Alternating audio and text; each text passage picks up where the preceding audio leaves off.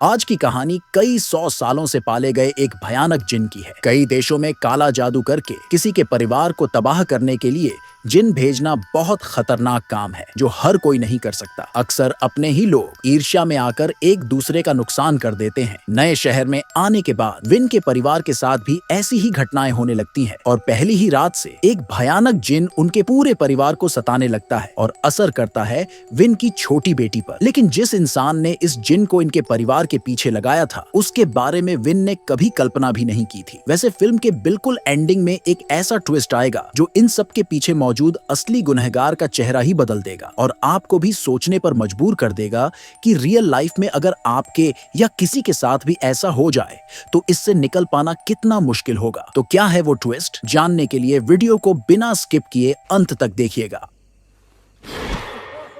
Film की शुरुआत में नी नाम की एक लड़की को जंगल के बीच से दौड़ते हुए देखते हैं जहां उसका पीछा कर रहे थे उसके पिता और तोहा नाम का एक व्यक्ति। नी को पकड़ते ही यह दोनों उससे पूछने लगते हैं कि उसकी परदादी का जिन कहाँ है, पर नी यहाँ बार बार इनकार करती रहती है कि उसके पास कोई जिन नहीं है। तभी उन्हें नी के पास से एक छोटी सी वस्तु मिलती है जिसमें वह जिन कैद था। लेकिन जैसे ही वह आदमी इसे हाथ में लेता है उसे महसूस होता है कि जिन अब उसके अंदर नहीं है। थोड़ी देर बाद हम देखते हैं कि नी को एक पेड़ से बांध दिया गया था और तोहा उसके अंदर से जिन को निकालने की कोशिश कर रहा था। अचानक पलक झपकते ही उसके अंदर का जिन जाग उठता है और गुस्से भरी आवाज में कहता है, मैं नी को अपने साथ जहन्नुम में ले जाऊंगा। इतना कहते हुए उसके अंदर मौजूद जिन उन दोनों के सामने नी की एक आंख निकाल देता है और एक डरावनी हंसी हंसता है। इसी के साथ यह दृश्य यहाँ से कई साल बाद शिफ्ट होता है जहाँ हम देखते हैं कि नी अब बूढ़ी हो चुकी थी और एक घर के सामने खड़ी होकर उस घर को अजीब तरीके से घूर रही थी। यानी इस घर में कोई न कोई रहस्य था जिसे हम इस वीडियो में आगे जानेंगे। अब हमें कार से बैंकॉक से नराठीवत नाम के एक गांव में जाते एक परिवार को दिखाया जाता है। परिवार में थे पिता विन, माँ जोई, बड़ी बेटी मीना और छोटी बेटी लिन। यहाँ विन अपने किसी ऑफिशियल काम से इस गांव में जा रहा था। उनकी बातचीत से पता चलता है कि उनकी सेविंग्स ऑलमोस्ट जीरो थी और विन ने बैंक से लोन तक लिया हुआ था, जिस वजह से जोई और विन में झगड़ा भी होता है। यानी उनके रिश्ते कुछ खास ठीक नहीं थे और उनकी बेटियों को भी इसका अंदाजा था। सुबह होते होते वो सभी उसी घर में पहुँचते हैं जिसके सामने हमने बूढ़ी नी को देखा था। वैसे ये घर एक समंदर के किनारे था जहाँ उन्हें लेकर आया था विन का पुराना दोस्त जद। वैसे जद और विन बचपन से दोस्त थे और विन इसी इलाके में पला बड़ा था और अब नौकरी के सिलसिले में कई साल बाद फिर से यहाँ लौट आया था। यहाँ विन तुरंत ही अपने किसी काम से जद के साथ निकल जाता है। उधर छोटी बेटी लिन घर को घूम घूम कर देख रही थी। घूमते घूमते वह ऐसे कमरे में पहुँचती है जहाँ दीवार पर एक बड़ा सा फोटो टंगा था। वहीं तस्वीर के नीचे एक पक्षी जैसा दिखने वाला कोई चीज भी रखा हुआ था। लिन इस पर ज्यादा ध्यान न देते हुए वहाँ के एक ऐसे कमरे में पहुँचती है जहाँ से बेसमेंट में जाने का रास्ता था, पर तभी हम उसके पीछे के दरवाजे को अपने आप खुलते और बंद होते देखते हैं। उसी शाम विन जब घर लौटता है तो जोई उसे बताती है कि उसे बैंक से एक लेटर आया है। चिट्ठी देखकर विन बहुत टेंशन में पड़ जाता है क्योंकि यह लेटर उनके असेस्ट के बैंक द्वारा जब्ती के थे। जोई उसे कहती है इसी वजह से वह यहाँ लौटना नहीं चाहती थी क्योंकि शहर में रहकर दोनों कुछ एक्स्ट्रा काम करके पैसे चुका सकते थे। पर तभी वहाँ लिन आकर अपने घर वापस चलने को कहती है क्योंकि उसे यह जगह पसंद नहीं आ रही है, जिस वजह से विन और लिन में बहस होने लगती है। पर जोई उस वक्त किसी तरह मैटर को शांत कर देती है। अगले दिन घर में रखे पुराने सामान देखते हुए जोई को एक किताब मिलती है जिसमें लिखा था जिन और ब्लैक जादू को अपने से दूर कैसे रखें। पर उस किताब के कई पन्ने खाली थे। वह किताब अपने पास रखकर बाकी चीजें मीना और लिन को देते हुए उन्हें बेसमेंट में रख आने को कहती है। दोनों बहनें जब वहाँ जाती है तो मीना को वहाँ पहले से रखी पुरानी चीजों में एक माला और यह अजीब सी चीज मिलती है जिसे देख ऐसा लग रहा था जैसे यह किसी जानवर के सींग थे। मीना उसे जैसे ही हाथ में उठाती है उसके बगल में कुछ हिलता है। तभी उसके माँ के बुलाने की आवाज सुन मीना वह सींग अपनी जेब में रख लेती है और दोनों बहनें माँ के पास चली जाती हैं। उधर विन अपने दोस्त जद के साथ कब्रिस्तान गया था। कफन में लिपटी लाश को कब्र में रखने के बाद जैसे ही लोग वहाँ से हटते हैं विन देखता है कि लाश जोर से कांप उठती है। यह देखकर वह डर जाता है। तभी वे देखते हैं कि वहाँ मौजूद लोग लाश को दफनाने के बजाय दूसरी तरफ इकट्ठा हो गए हैं। असल में वहाँ एक लड़की को जिन ने वश में किया था। यहाँ हमें उसी मौलवी को दिखाया जाता है जिसे हमने शुरुआत में देखा था, यानी तोहा, जो अब बूढ़ा हो चुका है। उसे यहाँ पता चलता है जिस लड़की पर जिन का असर है वह लड़की असल में नी की नातिन है और उस लड़की पर भी नी की परदादी का जिन ही चढ़ा है। यहाँ मौलवी तोहा के साथ उसका बेटा डिंग भी था जिसे इन जिन को देखकर ही डर लगता था। इसलिए मौलवी खुद लड़की को बचाने के लिए रुकिया की दुआ पढ़ना शुरू करता है। ये सुनकर जिन चीखने लगता है लेकिन मौलवी नहीं रुकता, जिस वजह से लड़की तड़पते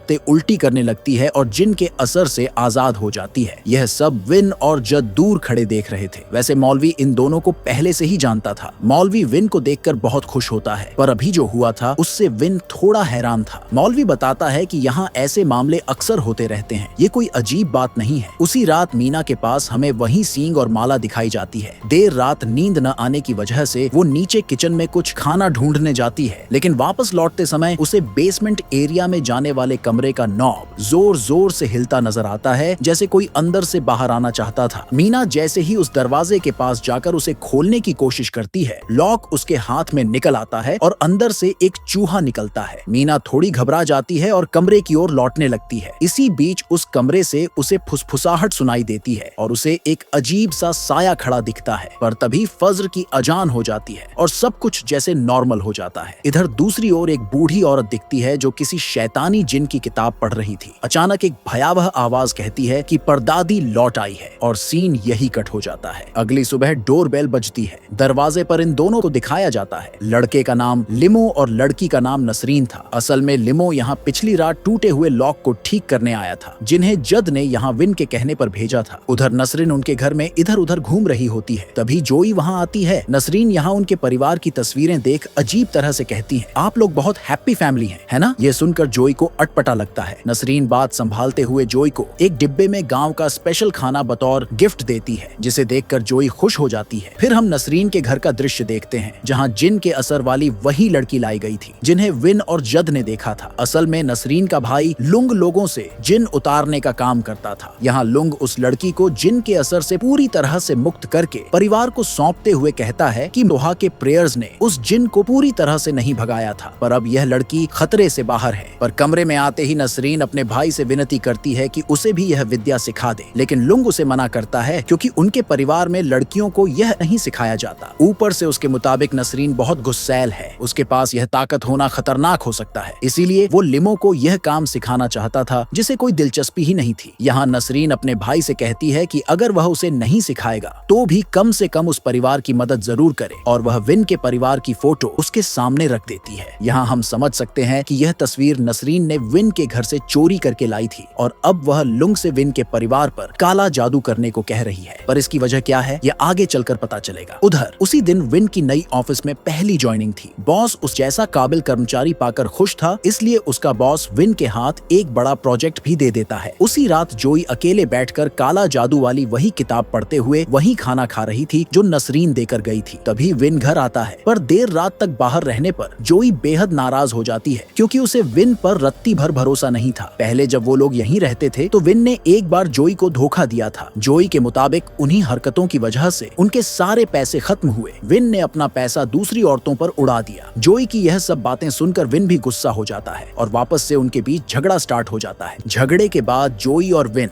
उस रात अलग अलग सोते हैं। जोई जब सो रही होती है तो खिड़की पर हमें एक बिच्छू दिखाई देता है और कोई ताकत धीरे धीरे उसकी चादर खींचती है और नीचे गिरा देती है, जिससे जोई की आंख खुल जाती है। पर वह हवा का असर समझकर खिड़की बंद करने उठती है। तभी उसे बाहर एक अजीब सा क्रीचर खड़ा दिखता है, जिसके सिर की जगह बकरे का सिर था और उसकी बॉडी भी अजीब थी। वह एक भयानक आवाज में जोई से कहता है कि तुम मेरी गुलाम हो। यह कहते ही खिड़की पर बैठा बिच्छू जोई को काट लेता है, जिससे उसका ध्यान हट जाता है और वो क्रीचर अब वहाँ से गायब हो चुका था। उधर विन सोफे पर सो रहा था, पर अचानक उनकी छोटी बेटी लिन की चीख से उसकी आंख खुलती है। माँ बाप दोनों भागकर बाहर आते हैं तो देखते हैं कि दरवाजे पर एक बकरी का बुरी तरह कटा हुआ मुर्दा शरीर लटका है। यह देखकर डर से लिन रोने लगती है। अब ऐसा लग रहा था जैसे उनके परिवार पर कोई कहर टूट पड़ा हो। इधर अगली सुबह से ही केकड़े के काटने की वजह से जोई की तबीयत बिगड़ने लगती है। इसके बावजूद वह बाजार चली जाती है। उधर उसी समय लिन समुद्र किनारे बैठकर दोस्तों को पिछली रात की घटना बता रही होती है, पर तभी अपनी वहाँ आती है जो बहुत गुस्से में थी। वह कहती है कि लिन वह चीज वापस दे दे, वह उसकी परदादी की है, अगर वह उसे वापस नहीं करेगी तो उसका पूरा परिवार तबाह हो जाएगा। यह सुनकर लीन घबरा जाती है। तभी एक दूसरी औरत आकर नी को वहाँ से ले जाती है। इतने में जोई भी वहाँ पहुँच जाती है, लेकिन लीन उसे कुछ नहीं बताती। उसी समय मीना अपने कमरे में अकेली बैठकर वही माला देख रही होती है कि अचानक उसका दरवाजा अपने आप खुल जाता है। पीछे मुड़कर देखने पर तो उसे कोई नहीं दिखता, लेकिन जैसे ही वह लैपटॉप की तरफ सिर घुमाती है, उसे दरवाजे पर एक भयानक आकृति दिखती है जो डरावनी आवाज में पूछती है, क्या कर रही हो? यह देखकर मीना बुरी तरह घबरा जाती है। तभी वह मुड़ती है तो सामने लिन खड़ी होती है और वही सवाल करती है, क्या कर रही हो? मीना डर तो गई थी, लेकिन वह यह बात लिन से साझा नहीं करती। उसी रात जब जोई रसोई में काम कर रही थी तो अचानक उसे खांसी आने लगती है और खांसी के साथ खून आने लगता है, पर जोई को लगता है यह सब शायद केकड़े के काटने की वजह से है। पिछली रात की घटना के बाद उनके घर के बाहर सिक्योरिटी गार्ड रखा गया था ताकि कोई बाहरी इंसान उन्हें नुकसान न पहुंचा सके। पर आधी रात लिन की आवाज से जोई की नींद खुलती है। जोई यहाँ देखती है कि लिन इतनी रात को बेसमेंट की ओर जा रही है। जोई जब उसे पुकारते हुए उसके पीछे वहां जाती है तो उसे जमीन पर एक इंसानी आंख पड़ी दिखाई देती है, जिसे देखकर वह घबरा जाती है। तभी वह एक कोने में लीन को देखती है जो बड़े डरावने ढंग से बकरे का कच्चा मांस खा रही थी। पर तभी लीन की भी आंखें गायब हो जाती हैं। यह देखकर जोई जान बचाकर भागती है। ऊपर आकर दरवाजा खोलने की कोशिश करते समय उसके पैरों से वही आंख आकर टकराती है और तभी एक खौफनाक जिन उसके कान के पास आकर पूछता है, उसका गॉड कौन है? इतना होते ही जोई की नींद टूट जाती है, यानी यह सब एक सपना था। सीन अब अतीत में जाता है जहाँ हम उस रात का वाकया देखते हैं जब नी के अंदर से जिन निकाला जा रहा था। कम उम्र के मौलवी तोहा नी पर रुकिया कर रहे थे। नी अपने पिता और तोहा को डरा धमका रही थी, लेकिन लगातार दुआ पढ़ते पढ़ते वे नी के अंदर के जिन को शांत करने में कामयाब हो जाते हैं। सीन अब वापस से प्रेजेंट में लौटता है जहाँ लिमो अपने दोस्तों के साथ बाइक से घूमते हुए समुद्र किनारे पहुँचता है जहाँ लिन अकेली बैठी थी। लिमो उसे देखकर पास आता है और बात करने की कोशिश करता है। जब उसे पता चलता है कि यहाँ लिन का कोई दोस्त नहीं तो वह यहाँ उसे अपना कॉन्टेक्ट नंबर उससे शेयर करता है। उसके बर्ताव से लिन पल भर में समझ जाती है और सीधे उससे पूछ लेती है क्या वह उसे पसंद करता है। लिमो झेंप जाता है और जल्दी से वहाँ से निकल जाता है। इसी बीच हम नसरीन के भाई को विन के परिवार के फोटो पर काला जादू करते हुए देखते हैं जो उनकी फोटो पर कुछ लिखता है। उधर उसी शाम जोई डॉक्टर के पास जाकर अपने हाथ के इलाज के लिए डॉक्टर से कुछ दवाइयाँ लेती है और अस्पताल से लौटते समय बाजार में खरीदारी कर जब वे घर की ओर निकलती है तभी कुछ दूर एक सुनसान चौराहे वाले सड़क पर उनकी कार बंद हो जाती है। जोई यहाँ कार के बंद होने की वजह समझ नहीं पाती। तभी अचानक मीना सड़क के बीच उसी बकरे के सर वाले अजीब क्रीचर को खड़ा देखती है और अजीब बात यह थी कि जोई भी उसे देख पा रही थी, लेकिन अगले ही पल वह गायब हो जाता है। इतने में उनकी कार भी स्टार्ट हो जाती है, पर साइड से आ रही एक ट्रक से उनकी कार टकरा जाती है जिससे मीना और जोई बुरी तरह से घायल हो जाते हैं। पर जोई यहाँ सड़क के बीच धुंधला सा किसी को खड़ा देखती है और बेहोश हो जाती है। इधर विन अपने काम से वापस आते वक्त जब कार में बैठने लगता है तभी उसकी चाबी नीचे गिर जाती है। चाबी उठाते हुए उसे शीशे में एक जिन दिखता है जो ठीक उसके पीछे खड़ा था। हालांकि नंगी आंख वहाँ कोई नहीं दिखता। वह डर कर फौरन कार में बैठता है, पर जैसे ही कार स्टार्ट करता है वह भयानक जिन उसके बिल्कुल पास आता महसूस होता है जिससे विन बुरी तरह घबरा जाता है। इतने में जद वहाँ आता है और उसे पत्नी बेटी के एक्सीडेंट की खबर देता है। उधर जोई और मीना को अस्पताल पहुंचाया जा चुका था। विन भी जैसे तैसे अस्पताल पहुंचता है, पर यहाँ आने पर उसे लीन और लिमो से पता चलता है कि इस हादसे में मीना की मौत हो गई है और जोई अभी भी बेहोश है। अगले सुबह बौद्ध रीति से मीना का अंतिम संस्कार होता है। यहाँ मौलवी तोहा के साथ लिमो और नसरीन भी आते हैं। लिमो जाकर मौलवी और उसके बेटे डिंग के पास बैठता है, पर दूर खड़ी नसरीन विन को ही देखे जा रही थी। तभी लिमो को लगता है कि उसे वहाँ मीना की आत्मा दिख रही है। वह यह बात बताता है तो मौलवी तोहा उसकी गलतफहमी दूर करते हुए बताते हैं कि यह मीना की आत्मा नहीं बल्कि कारीन जिन हो सकता है। यह वह जिन होता है जो जन्म से मौत तक इंसान के साथ रहता है और उसी इंसान जैसा दिखता है। दूसरी तरफ नसरीन यहाँ मंद मंद मुस्कुरा रही होती है, पर उसे ऐसा करते मौलवी तोहा देख लेते हैं। अगले दिन जोई को होश आता है, पर जैसे ही उसे विन से यह दुखद खबर मिलती है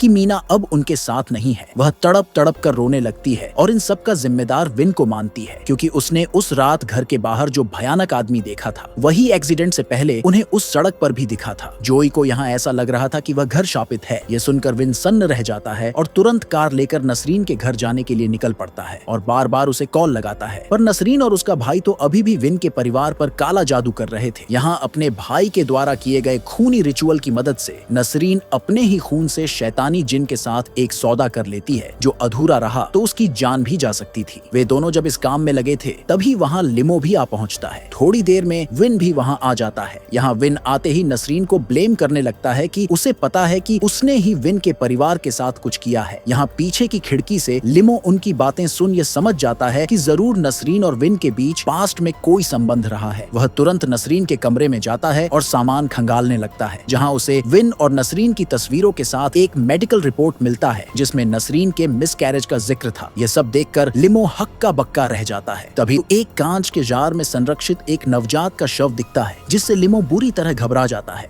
वह मर्तबान उठाकर सीधे नसरीन और विन के पास पहुंचता है और लिमो नसरीन से उसके कमरे में रखे उस बच्चे के बारे में पूछता है। नसरीन बताती है यह उसी बच्चे का शरीर है जिसे उसके पिता यानी विन ने स्वीकार नहीं किया और उसे मार डालने को कहा था। यह सुनकर विन सन्न रह जाता है। यहाँ एक बात साफ हो गई थी कि कई साल पहले जिस बेवफाई की बात जोई कर रही थी, विन का वह संबंध असल में नसरीन से था। हालांकि जोई को यह नहीं पता था कि वह लड़की कौन है। इसी अवैध संबंध से नसरीन गर्भवती हुई थी। जब उसने विन को इसकी खबर दी तो उसे लगा था कि नसरीन झूठ बोल रही है, इसलिए उसने उसे उस बच्चे को मरवा देने कहा। यह सुनकर नसरीन और भड़क उठती है, क्योंकि वह अपने बच्चे से प्यार करती थी, उसे जन्म देना चाहती थी, पर वह उसे रख न सकी और उस दिन अपने बच्चे के साथ नसरीन खुद भी मर गई थी। नसरीन कहती है कि जैसे विन ने उसे और उसके बच्चे को मार दिया था, वैसे ही अब विन को अपनी पत्नी और बच्चों को खोना होगा। ये सुनते ही अपनी पत्नी बेटी को बचाने के लिए विन नसरीन के सामने झुक जाता है और मिन्नत करता है कि वह उसकी पत्नी और बेटी को नुकसान न पहुंचाए। बदले में वह अपनी जान तक देने को तैयार है। नसरीन को भी शायद यही चाहिए था, इसलिए वह विन पर वार करने ही वाली होती है कि तभी नसरीन का भाई लुंग विन के सिर पर हाथ रख देता है। नतीजन चोट उसे खुद लगती है। वह नसरीन को रोकता है, कहता है वह पहले ही बहुत गलत काम कर चुकी है, अब उसे रुकना होगा। फिर वह जिन को बांधने वाली वह गुड़िया विन के हाथ में दे देता है। यही वह माध्यम था जिससे उसने जिन को विन के घर भेजा था। विन के परिवार को खत्म करने वाले उस जिन को सिर्फ इसी गुड़िया से कैद किया जा सकता था। विन तुरंत वह गुड़िया लेकर वहाँ से निकल जाता है। लिमो यहाँ नसरीन और लुंग से कहता है अब वह वही करेगा जो उसे सही लगेगा और वह भी वहाँ से चला जाता है। यानी अब लिमो अपने ही परिवार के पक्ष में नहीं था। उधर घर लौटते हुए विन अपने दोस्त जद को फोन करता है और उससे कहता है कि वह फौरन अस्पताल जाए, क्योंकि इस वक्त विन की पत्नी और बेटी दोनों को बचाना जरूरी है। इसी बीच लिन घर में पूरी तरह अकेली थी, पर तभी अचानक उसकी नींद खुलती है। उसकी आंखें अब एकदम सफेद थी। अगले ही पल वह फिर सो जाती है, पर तभी मीना की आवाज से उसकी नींद खुलती है। तभी अचानक किसी के सिर पर वार करने से लिन बेहोश हो जाती है। इसके बाद उसके सिर से रिश्ते खून से एक बर्तन में उसके खून के नमूने इकट्ठे किए जाते हैं। यह काम कोई और नहीं बल्कि बूढ़ी नहीं कर रही थी। अब वह उसी खून से काला जादू शुरू करती है। होश में आते ही दर्द से कराहती लिन को वह कहती है उसने उसे पहले ही मना किया था कि उस चीज से दूर रहे। अब परदादी लौट आई है, अब नी को अपने कर्मों का फल भुगतना होगा। यह कहकर वह भयावह तरीके से जादू जारी रखती है। इधर लिन रेंगते रेंगते वहाँ से भागने की कोशिश करती है, मगर नी एक बड़ा कील व हथौड़ा लेकर बड़ी निर्दयता से उसके हाथ में कील ठोक देती है ताकि वो वहाँ से भाग न सके। सारे रिवाज पूरे कर वह उसी बर्तन में कुछ चीजें मिलाती है जिसमें लिन का खून था। फिर वह उन चीजों के साथ लीन के पास आती है और लिन के माथे पर उन्हें लगा देती है, जिसे लगाते ही लिन चीख उठती है और उसकी आंखें पूरी तरह सफेद हो जाती हैं, मानो उस पर किसी जिन का पूरा कब्जा हो गया हो। जिसे देख बूढ़ी नी के चेहरे पर एक शैतानी मुस्कान फैल जाती है। इधर लुंग भी जब अपनी बहन को खोजते हुए बाहर निकलता है तो देखता है कि बाहर उसकी बहन की लाश लटक रही थी, यानी उसने खुद को मार डाला था। इधर विन जब लिन के कमरे में जाता है तो कमरे के एक कोने में खड़ी लिन की भयावह सूरत देख वो डर जाता है, पर अगले ही पल वह वहाँ से ओझल हो जाती है और जंगल की ओर भागती हुई नजर आती है। उधर लिमो यहाँ मौलवी तोहा और उसके बेटे डिंग को लेकर विन और उसकी बेटी की मदद के लिए आ रहा होता है कि तभी वे कार के सामने से भागते विन को जंगल में घुसते हुए देखते हैं, इसलिए यह सभी विन के पीछे जाते हैं। इधर जिन के वश में पूरी तरह आई लिन के पीछे पीछे दौड़ते विन के सामने हाथ में छुरी लिए उसकी ही बेटी आ खड़ी होती है। उसकी यह खतरनाक सूरत देखकर विन सन्न रह जाता है। उधर लिमो के साथ बाकी लोग भी वहाँ आ पहुँचते हैं। उस वक्त लिन विन के सीने पर बैठकर उसे मार डालने की कोशिश कर रही थी। मौलवी तोहा और डिंग इससे पहले कि कुछ कर पाते जिन डिंग को उठाकर दूर फेंक देता है, जिसे देखकर मौलवी प्रेयर्स पढ़ना शुरू करता है। जैसे जैसे वह प्रेयर्स पढ़ता जाता है जिन कमजोर होता दिखता है और विन को छोड़ देता है। मंत्रों के असर से तड़पता जिन लिन समेत हवा में झूलने लगता है, पर प्रेयर्स पूरी होते होते वहाँ तेज झोंके चलने लगते हैं, जिससे आंधी तूफान सा माहौल बन जाता है। उसी पल मौलवी विन से वह गुड़िया मांगता है जिसे लुंग ने उसे दिया था, ताकि उसे जलाकर जिन को पूरी तरह नष्ट कर दे। लेकिन इस तूफानी हवा में आग जलाना मुमकिन नहीं था। इतने में जिन नीचे उतर आता है और सबको चुनौती देता है कि वह इस बच्ची को अपने साथ ले जाएगा, उसे कोई रोक नहीं सकता। तभी मौलवी किसी तरह उस गुड़िया को आग लगा देता है, जिससे जिन जिन चीखता हुआ मौलवी पर टूट पड़ता है। पहले वो उसका हाथ तोड़ता है, फिर उसकी गर्दन मरोड़कर मौलवी तोहा की हत्या कर देता है। पर यहाँ गुड़िया के जलने पर भी जिन पर कोई असर क्यों नहीं हुआ था, इसका जवाब मैंने इस फिल्म के एंडिंग में बताया है, तो एंडिंग मिस मत कीजिएगा। इधर डिंग अपने पिता की मौत से टूट जाता है और जिन वहाँ से भागने लगता है। विन भी उसके पीछे दौड़ पड़ता है। उधर जद भी जोई को लेकर अस्पताल से लौट रहा था कि उसकी बाइक बंद पड़ जाती है। चूंकि जोई किसी भी तरह घर पहुंचना चाहती थी, इसलिए वह बिना रुके दौड़ते हुए घर की तरफ निकल जाती है। इधर विन अपने घर पहुंच जल्दी से उसी बेसमेंट की ओर जाता है। तभी बेसमेंट की सीढ़ियों से जिन अपना असली रूप लिए ऊपर चढ़कर आता है, जिसे देख विन दंग रह जाता है। तभी उस जिन की आवाज गूंजती है कि वह मेरी है, मैं उसे लेकर जाऊंगा। अगले ही पल ऊपर से लीन उस पर झपटती है। वह विन पर लगातार वार करने लगती है। वह अपने पिता को मार डालना चाहती थी। इसी धुन में मारते मारते जिन अपने रियल रूप में आ जाता है और विन का गला दबोच लेता है। लंबे समय तक गला दबाने से विन बेहोश हो जाता है। होश आने पर वह सामने देखता है कि लीन एक छुरी से खुद को खत्म करने की कोशिश कर रही होती है, लेकिन हम व्यूअर्स को दिखाया जाता है कि लीन अपनी ही कलाई रोकने की कोशिश कर रही थी और वो जिन पीछे से उसके हाथ से छुरी को उसकी जिस्म में उतारना चाह रहा था। विन अपनी बेटी के सामने गिड़गिड़ाता है कि वो खुद को नुकसान न पहुंचाए। उसका पिता उससे बहुत प्यार करता है। वह लिन का हाथ पकड़कर रोकने की कोशिश करता है, पर वो नाकाम रहता है। इतने में जोई भी आकर लिन को पुकारती है,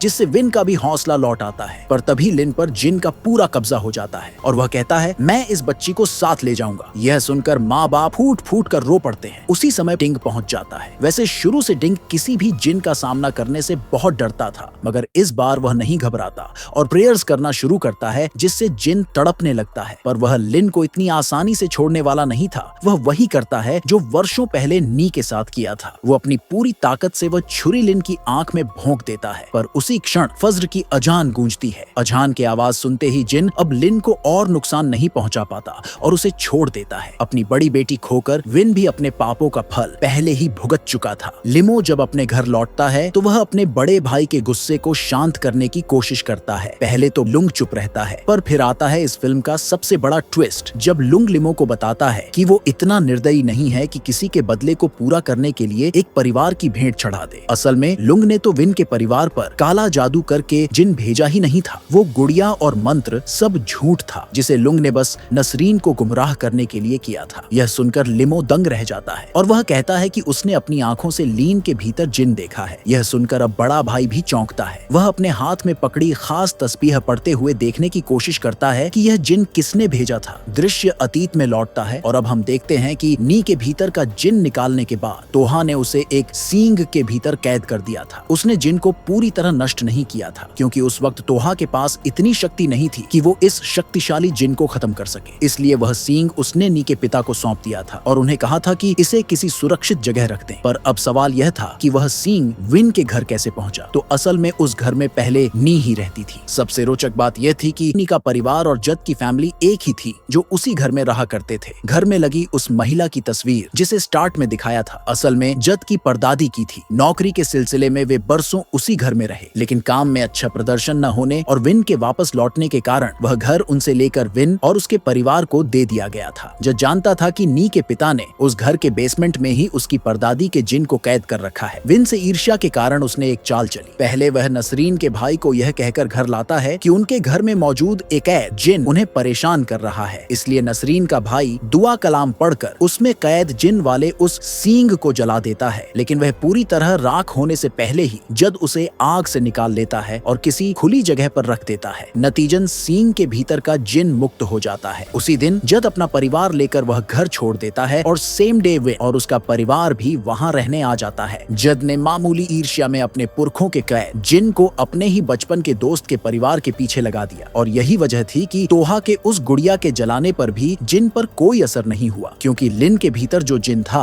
वह नसरीन और उसके भाई द्वारा भेजा गया जिन नहीं, बल्कि बूढ़ी नी की परदादी का जिन था, जिसे वर्षों पहले तोहा ने ही हराया था। इसी निजी दुश्मनी के चलते उसने तोहा को इतनी बेदर्दी से मारा था। पर इन सब में सबसे डराने वाली बात यह थी कि विन और उसके परिवार को अभी भी जद की असलियत पता नहीं थी, यानी आगे उनके साथ और भी बहुत कुछ बुरा होने की संभावना बनी हुई है। खैर, हम इंसानों का चेहरा तो देख लेते हैं मगर उनका दिल नहीं देख सकते, और सबसे बड़ा नुकसान वही पहुंचा सकते हैं जो मन ही मन में हमारे लिए ईर्ष्या और दुश्मनी पालकर दोस्त या परिवार बन हमारे साथ रहते हैं, जिनका वक्त रहते सामना करना हम इंसानों के बस की बात नहीं है। हैं। तो यही थी आज की थाईलैंड की एक इस्लामिक हॉरर मूवी की कहानी। उम्मीद है यह भयानक कहानी पसंद आई होगी और आपको इस मूवी ने एक अच्छा मैसेज डिलीवर किया होगा।